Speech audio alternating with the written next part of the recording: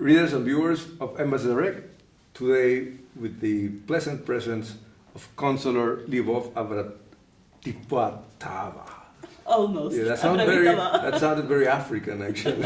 Thank you.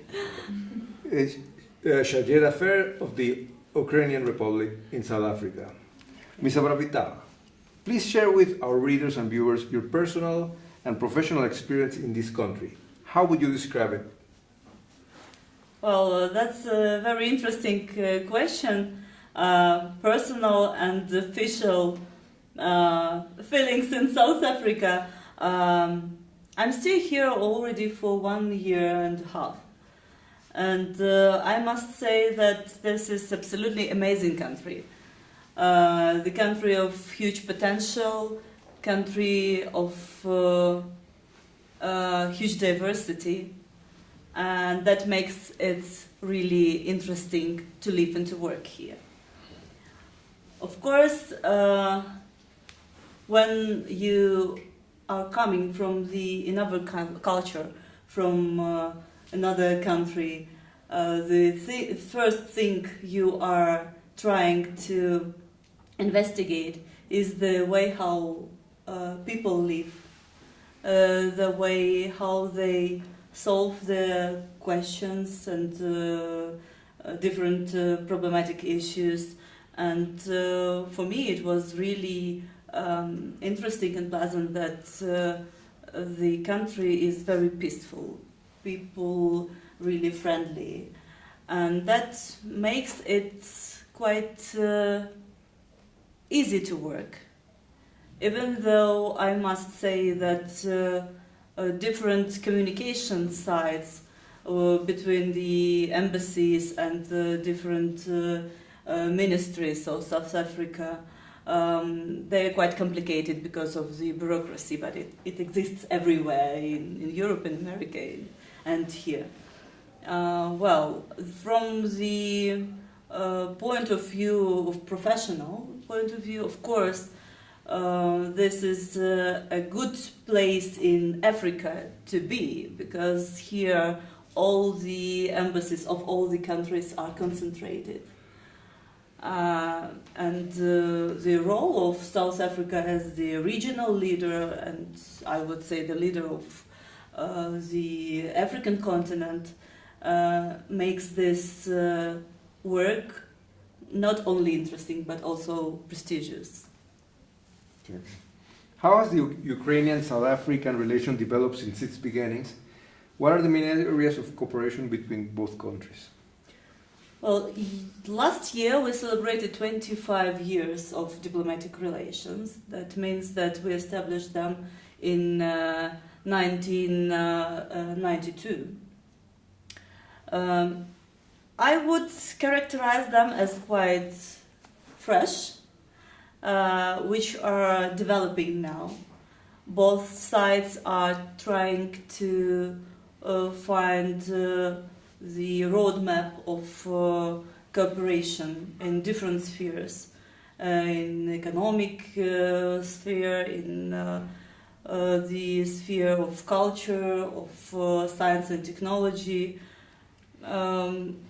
Probably it should be mentioned that we are already in the active political dialogue since last year. We had the first political consultations between the ministries of foreign affairs, and that brings us to the closer idea what spheres of cooperation we are going to develop.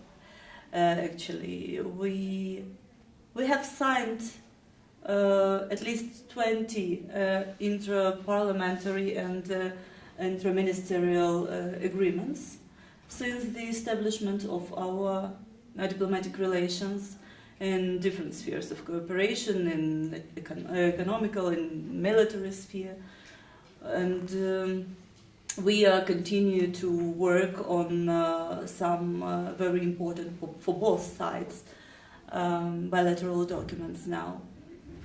That's actually what I can share with you. Many South Africans visit Ukraine every year. What are your visa requirements, and what is the process of obtaining visas for South African citizens? Very interesting and very actual question. On the eve of the championship of the League of UEFA in Ukraine, in Kiev, I can tell you that our consulate experiences a tough time now because of that many South Africans want to visit Ukraine. I can give you an idea about the figures. It's not really that many people that travel to Ukraine from South Africa. It's like 1,500 people per year. But I guess that's not really because of the difficulties, not because the visa procedure is complicated. It is not. I would say that it's almost the same as in every European country, that you have to confirm why you are traveling, whether you are a tourist, whether you are private, whether you are a businessman. And of course you have to be insured, you have to have assets to visit Ukraine. I must say that it's quite budget friendly. So a lot of South Africans can really afford that. Well, I can tell you that this year Ukrainian side initiated the abolishment of visa between Ukraine and South Africa. It's quite a long and complicated process, but I think that at the end of the day, we will be on that stage that we will travel to our countries without visas. And can you name some of the main touristic attractions that visitors from South Africa can expect when coming to Ukraine? Of course. Both countries are very similar for tourists in proposing different attractions for active leisure, for passive leisure. We've got beautiful seashores, mountains, we've got nature reserves, well, the cities themselves. You can imagine the history of Ukraine, which starts in 8th century. That means that actually you can see, you can touch all this history. You can find medieval castles all around the country. Imagine 5,000 castles at least you can find in Ukraine. Most of them, they are still, we call it alive. That means that it's actually the chic of architecture. The cities, they are very different. Kiev, we call it the kingdom of domes because of the churches. Odessa on the seashore, which is very medieval European, I would say. I'm from Odessa, because that's why I always recommend all my foreign friends to visit this city. The beautiful opera theater, one of the most beautiful in the world, is situated there. Of course, Lviv. This is the pearl of Ukraine. Kharkiv in the east of Ukraine. So there is a number of very, very nice places I would recommend to my South African friends.